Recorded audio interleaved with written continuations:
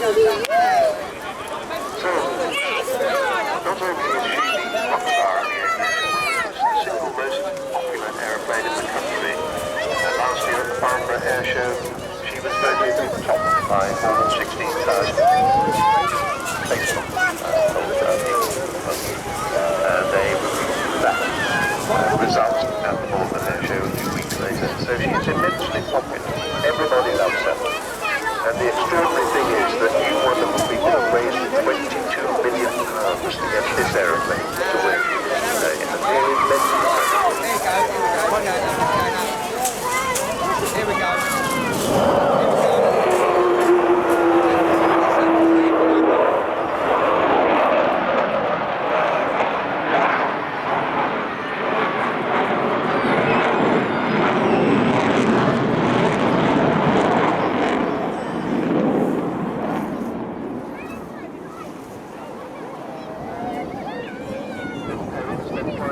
Sitting alongside him, Ken Williams, and the third member of the crew, the air electronics officer, sitting behind the two pilots, facing backwards, Jonathan Lazar. They put the wheels down now. We'll get to see her fly by with those wheels down. There are 18 of them if you want to count them. And we shall see her in various other poses as she comes by again. Fascinating to realise that the shape that was to become Vulcan was drawn on a scrappy piece of paper in 1946 by the same man who designed the fantastic Lancaster bomber on Whitechapel.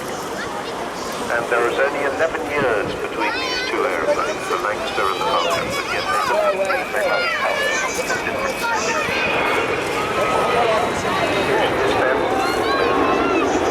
And a year down.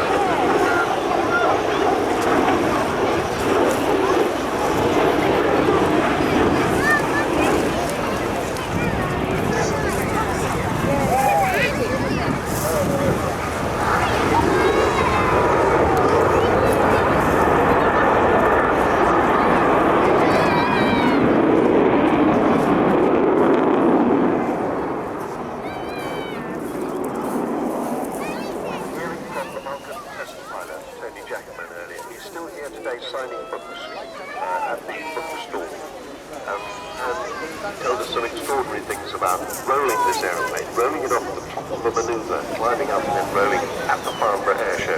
He did that himself. Sadly, we're not allowed to do that these days, but maybe we'll get somewhere with it. So the RAF got its first Vulcan in July 1956. The Valiant and the Victor designed to carry the British nuclear deterrent during the Cold War. Last year, it was 25 years since the fall of the Berlin Wall and the collapse of European communism, which eventually ended that Cold War. So this was an aeroplane that protected us from a nuclear holocaust.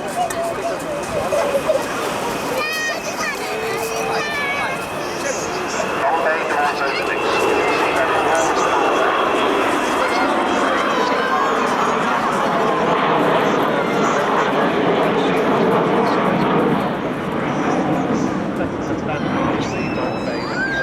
You can see that enormous all the way from the Ascension Island to the Falkland Islands in 1982, right at the end of Vulcan's operational career. So it was a record-breaking bombing run, the longest there had ever been at the time, more than 7,000 miles. It took 18 air-to-air refuelings, and they bombed the runway at Port Stanley, and they put it out of use for the occupying Argentine forces. Not for very long though.